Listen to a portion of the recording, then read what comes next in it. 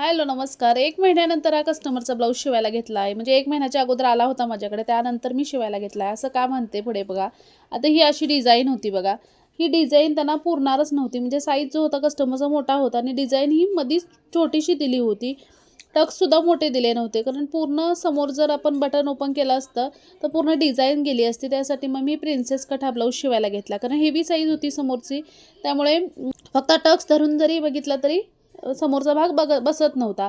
त्यासाठी काय केलं मी अगोदर गळा जोडून घेतला. कारण गळ्याचा शेप पाहिजे होता मला त्यासाठी आणि समोरचा भाग अशा पद्धतीने अस्तरवरती ठेवून जोडून घेतलं. त्यानंतर पूर्ण भाग कटिंग करून घेतले. डिझाइन जायला नको पाहिजे म्हणून आणि त्यानंतर बघू शकता पाठीमागचे मी हुक केलेले आहेत. आणि फिटिंग करते वेळी असे भाग चेक करून घ्यायचे कधीही मैत्रिणी. तुम्ही जर शिवत असाल, बिगनर्स असाल त्यांना सांगते. पाठीमागचा आणि समोरचा भाग तयार केल्यानंतर हे भाग चेक करून घ्यायचा. आर्महोल्समध्ये व्यवस्थित फिटिंग बसते बघा. समोर मी प्रिन्सेस कट दिलेला आहे. फ्रंट समोरची बंद आहे. पाठीमागे हुक आहे आणि बाहीसुद्धा तयार करून घेतल्या. जसं मला जमेल तसं मी डिझाइन जॉईन करण्याचा प्रयत्न केलेला आहे. अजिबात व्यवस्थित डिझाइन नव्हती.